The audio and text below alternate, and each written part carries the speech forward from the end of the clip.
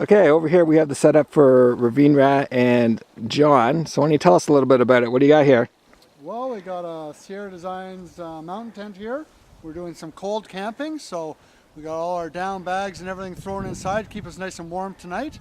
We're a little exposed, but we weren't worried with the weather and stuff, otherwise we'd have tucked ourselves in the bush a little more. And over here we've cut ourselves a little kitchen to get us down in the out of the wind and do all our cooking and stuff.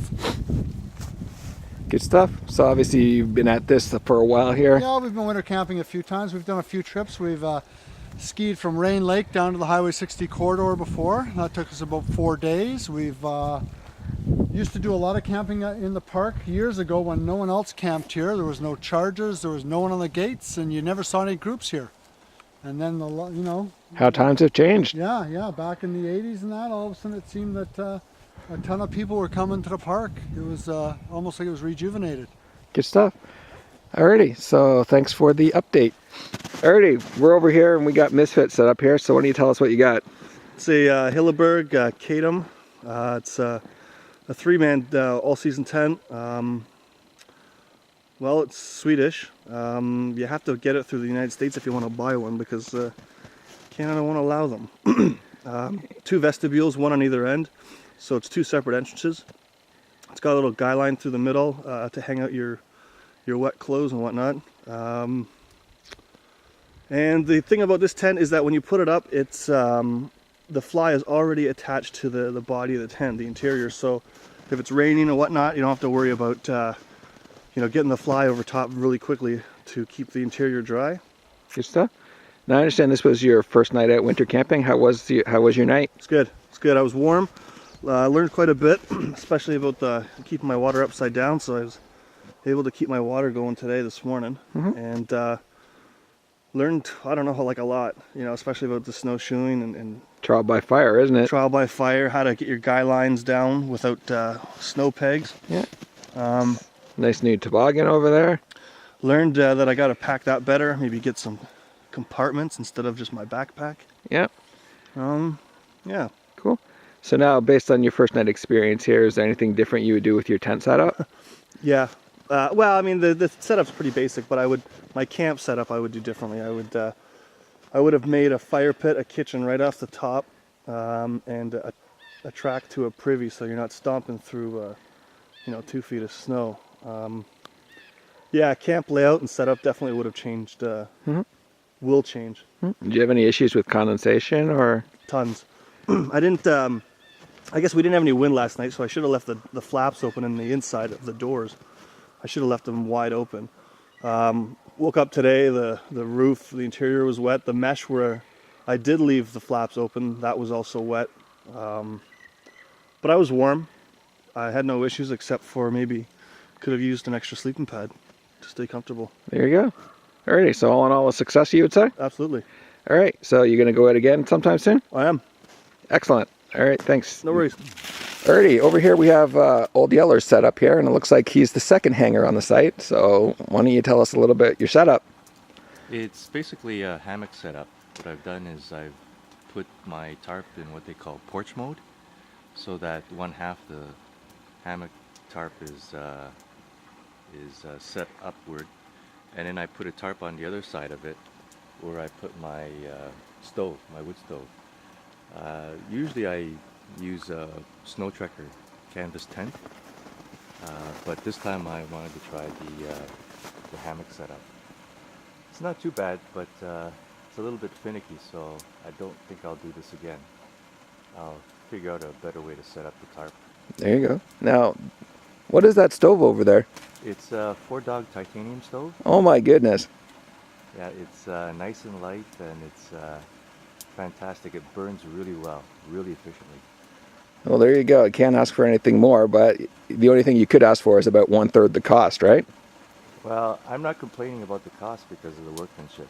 I think that the material, because of what it is, as well as the craftsmanship of the build of the stove, makes it worth the price for me. There you go. Well, hopefully it lasts you a lifetime. Oh, definitely. All right. Thanks for your time. You're welcome. Alrighty, we have the shelter for Jim May here and his wife. So why don't you tell us about what you got here?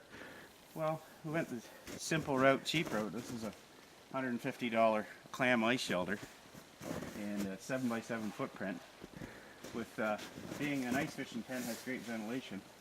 Being an ice fishing tent also has poor weight carrying ability if it snows heavy, so hence the tarp. And then we have a candle lantern. I made a fiberglass pole to support a candle lantern. Ran that all night, which was really nice. I think it helped drive a little moisture out. We had air coming in through here and then out through the roof vents. So, and then we have a catalytic propane heater for when it's needed, and otherwise cold camping, minus 30 sleeping bags. The floor is a silver tarp on top of sintered snow with a foam mat just to give us a warm step down area. Cool. And then of course some wood to keep the cot from post holing. So how was your night overall? Comfortable? It was a bit up and down. I was mostly hot. Teresa was cold a couple of times, but you know, with a change of clothes and rearranging things, it was fine. It was what, about -7 I think last night. -11 I believe is the official. -11? Well, that's not too bad then. Yeah.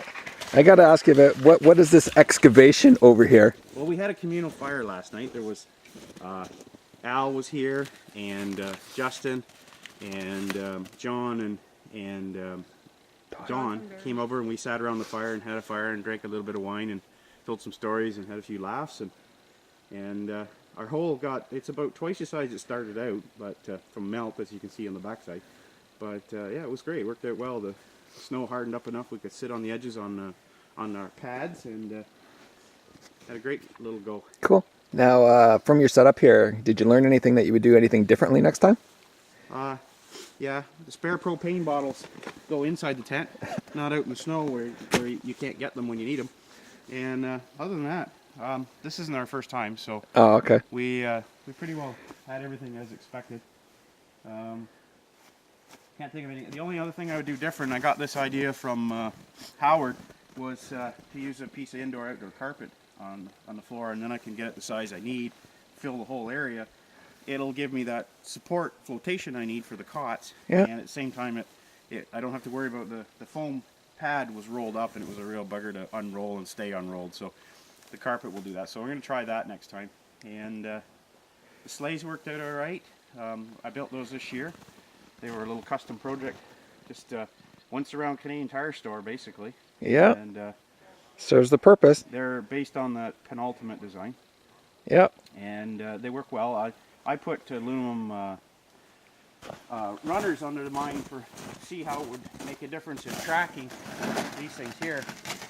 But it turns out there's too much, and I'm having a hard time actually turning it. It would go straight, but it would have a hard time turning. So I have to reevaluate that. But otherwise, they worked well. So All right. the system seems to be working. The only thing I can think we might need to do is lighten a little load or reduce a few things. You know, the usual stuff. All right. What we don't need, and I brought my amateur radio kit, which I'm going to try later. Cool. That's a good savings of 10 pounds right there if I don't bring it. But All right. Thanks for your time. anyway, breakfast time here in a minute. Bacon and eggs.